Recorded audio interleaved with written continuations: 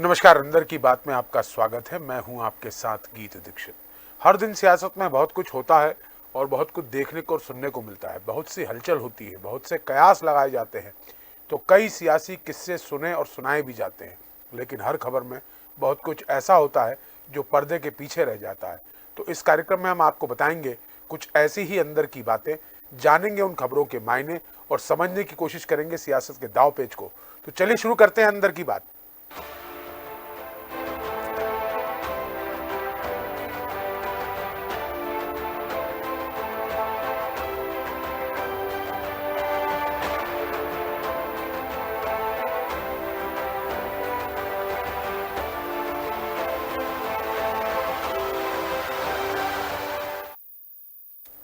अंदर की बात में आज बात करेंगे सत्ताधारी दल के नेताओं की। राजनीति की रेस में आगे निकलने के लिए नेताओं में तगड़ा कंपटीशन रहता है। नेता चाहे अपने दल के हों या विरोधी दल के, उनके बीच शहमात का खेल चलता रहता है। सूबे के एक मंत्री और सांसद के बीच भी कुछ ऐसा ही खेल चल रहा है। मामला राजधानी से लगे एक जिले का है, जहां हाल ही में पुराने सरकार ने रिव्यू मीटिंग ली, जिसमें मंत्री और सांसद के बीच मनमुटाव की बात सामने आ गई। इस पर पुराने सरकार को कहना पड़ा कि मिलजुल कर काम करिए, मैं आप लोगों के विवाद थोड़ी निपटाता रहूंगा। सांसद जी पुराने सरकार के करीबी हैं। मंत्री जी को लगता है कि उन्हें काफी पहले तरक्की मिल गई होती, लेकिन सांसद जी की वजह से प्रोग्रेस नहीं हो पाई। दोनों नेताओं के बीच छिड़े शीत युद्ध को लेकर अफसर कह रहे हैं कि ये विवाद किसी दिन बड़ा रूप भी ले सकता है। तो अंदर की बात में आज इसी विवाद को, इसी शीत युद्ध को और इन्हीं नेताओं की कंपटीशन पॉलिटिक्स को समझेंगे। हमारे साथ रोजमर्रा की तरह हमारे दो वरिष्ठ सहयोगी पत्रकार अशोक शुक्ला जी और रविंद्र व्यास जी जुड़ गए हैं। दोनों का ही बहुत स्वागत है, व्यास जी और शुक्ला जी। शुक्ला जी, मैं आपसे ही शुरुआत करूंगा। क्या है पूरी कहानी और क्या है इसकी पटकथा? अब ये जहाँ की मेरी जानकारी में है, ये मामला जो है भोपाल का है। और मतलब मैं बहुत पक्के तौर पे तो नहीं कह सकता हूँ, लेकिन जो सुनी सुनाई बातें हैं उसमें ये है कि आलोक शर्मा जी और विश्वास सारंग जी के बीच में कुछ मनमुटाव की बातें हैं। हाँ। और ये स्थिति केवल जो है आपके भोपाल की नहीं है। अगर आप थोड़ा सा और अपनी व्यंगम दृष्टि डालें पूरे प्रदेश में, तो जगह जगह आपकी ये स्थिति मिलेगी जहाँ सांसद, विधायक और मंत्रियों के बीच में टकराहट की खबरें आ रही है।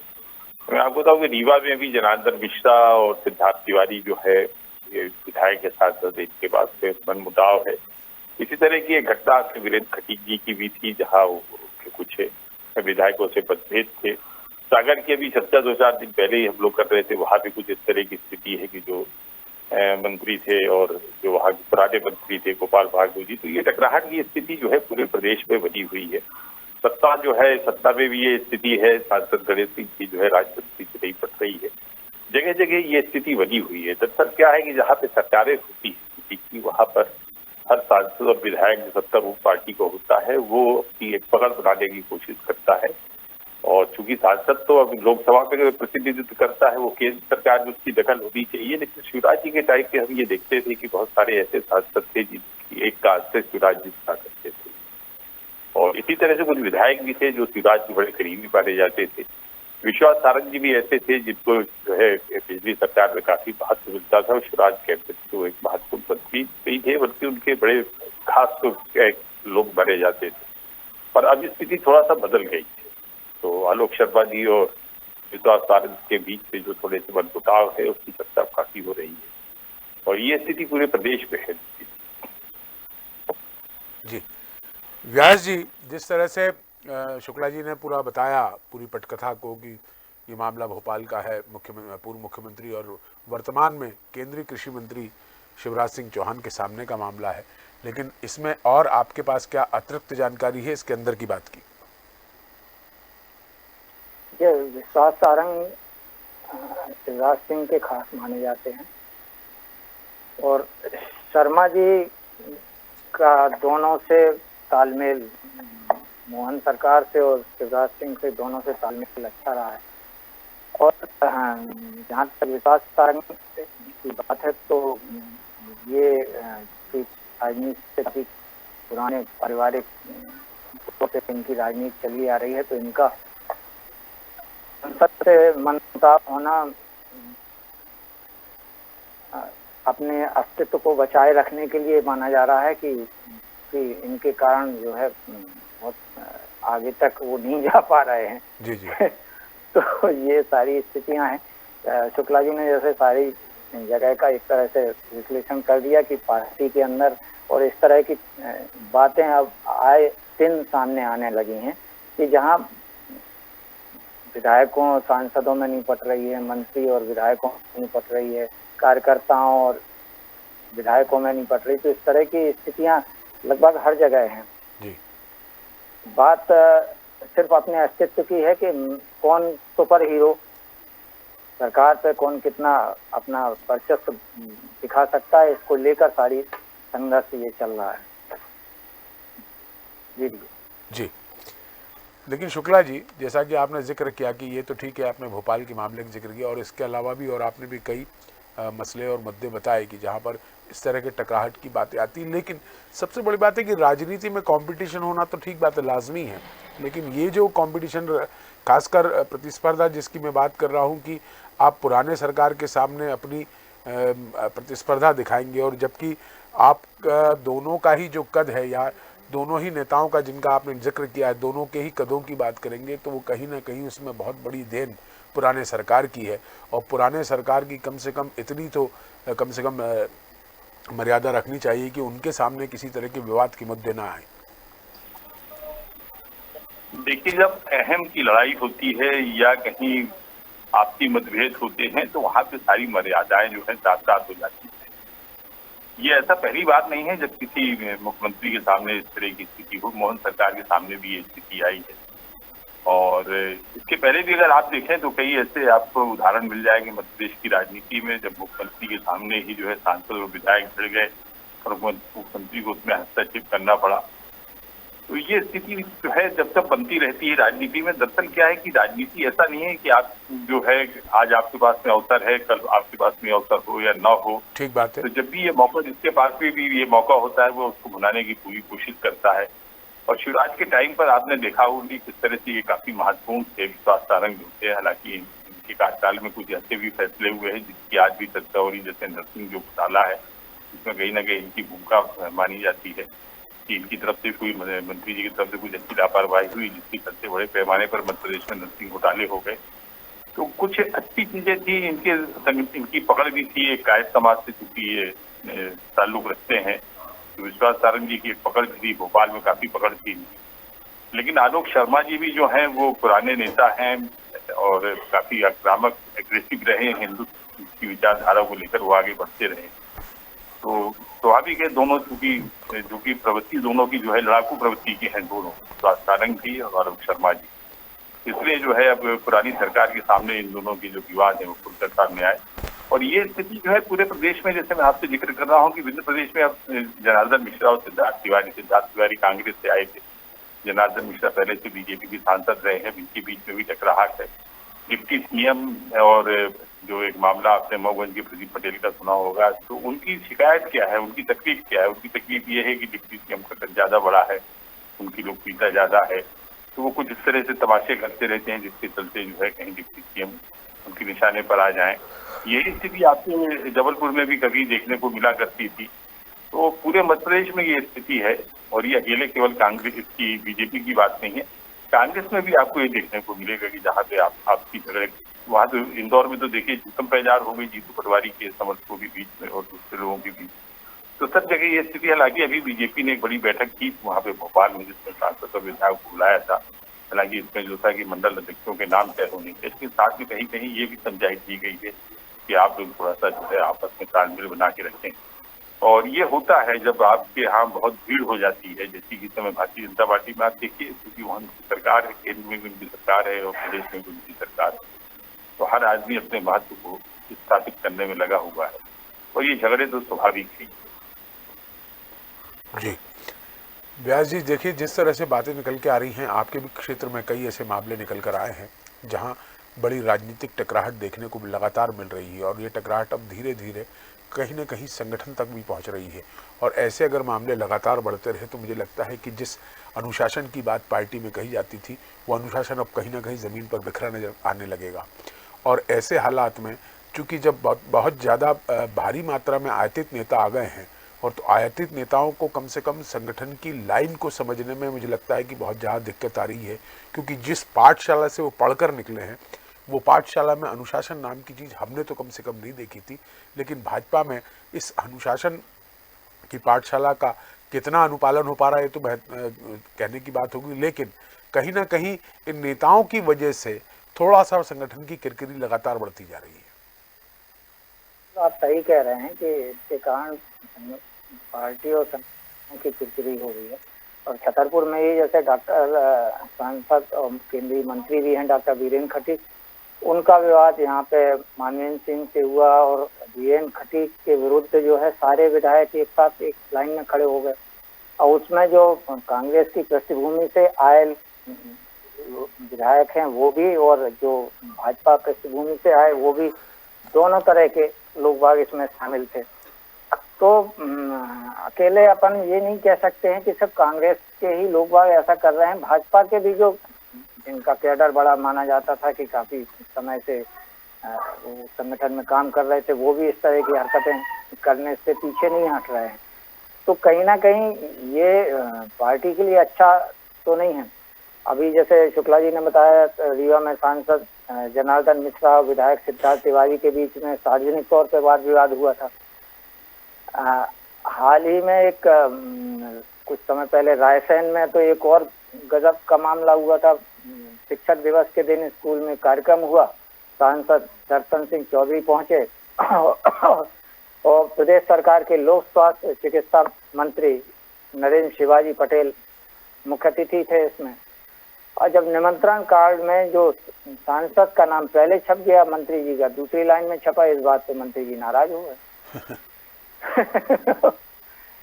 ये हालांकि इसको लेकर पार्टी के अध्यक्ष जरूर कहते हैं कि बड़ा दल है, पंच सरपंच से लेकर प्रधानमंत्री तक के पदों पर भारतीय जनता पार्टी के लोग बाग हमारे बैठे हैं, इतनी बड़ी संख्या में छोटी मोटी बातें होती रहेंगी। पर ये बातें छोटी मोटी नहीं, ये कहीं ना कहीं कार्यकर्ताओं को भी डिमोरलाइज करती हैं और संगठन के लिए एक आने वाले समय में एक बड़ा प्रश्न चिन्ह लगाती है।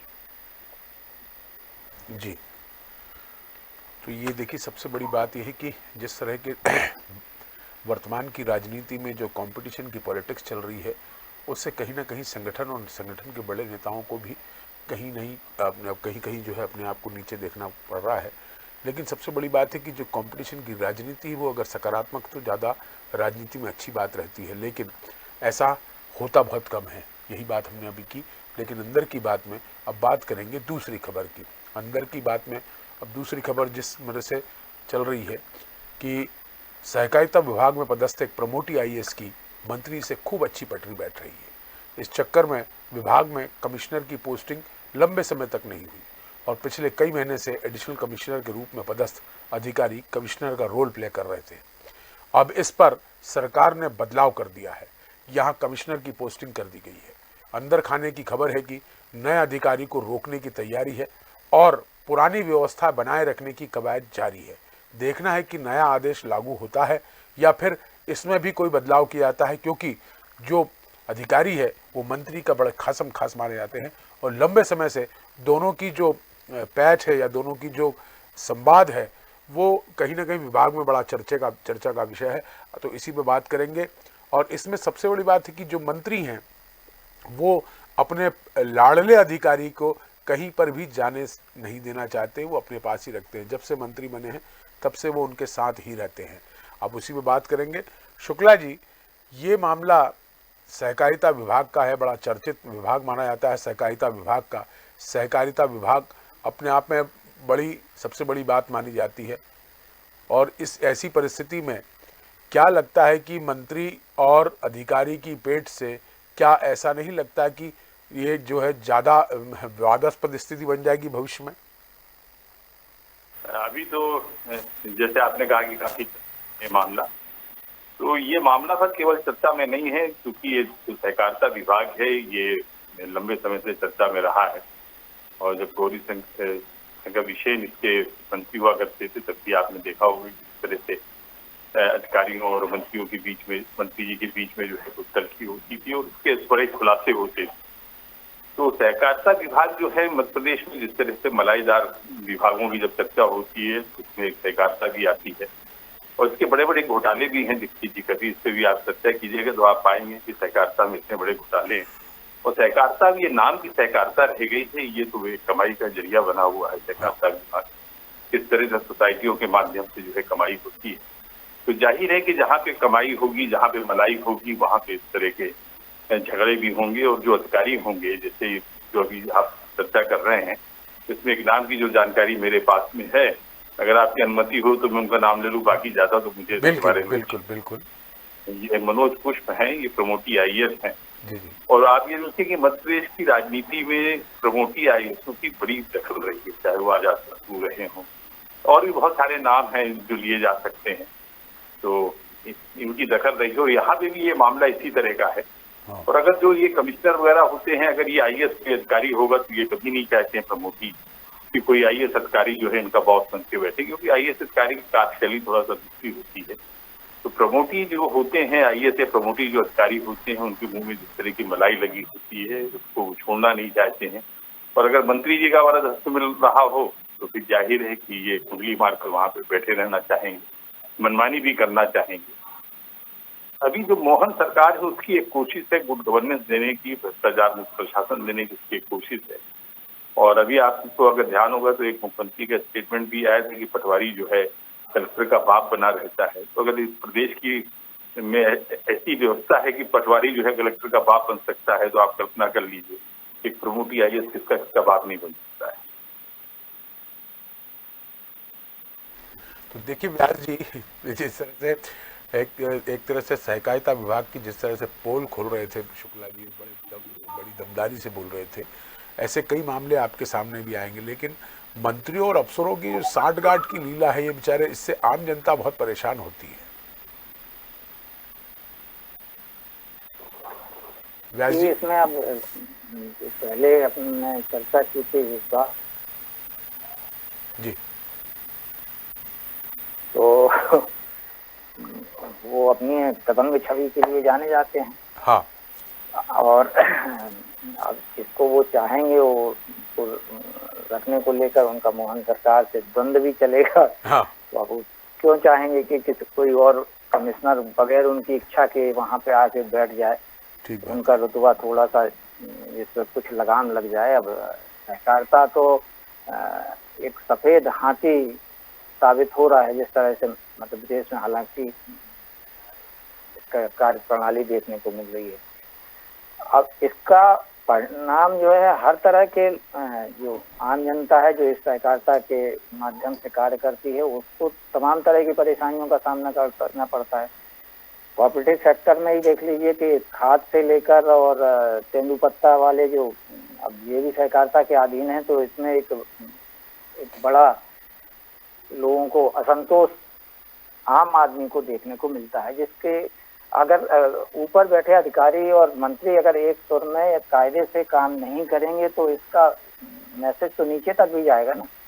तो वही हो रहा है कि सब अपनी मनमर्जी से अपना काम कर रहे हैं और अपने हिसाब से चल रहे हैं, तो इसका खामियाजा तो आम जनता भोग रहे हैं। जी, तो जिस तरह से देखा आपने कि अंदर की बात में हम लोगों ने बात करी कि सहकारिता विभाग में जिस तरह से मंत्री और अधिकारी की लगातार गलबहियाँ जो है वो चर्चा का केंद्र बनी, तो हमारे एक्सपर्ट्स का कहना है कि ऐसा कोई अनोखा या इकलौता मामला नहीं है, ऐसा कई विभागों में है।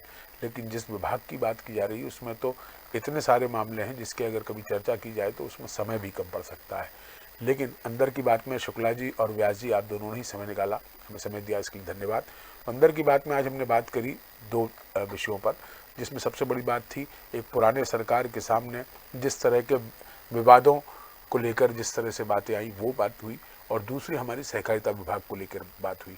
कल फिर किसी और मुद्दे पर बात करेंगे, तब तक दीजिए मुझे याद, देखते रहिए DNN न्यूज़। नमस्कार।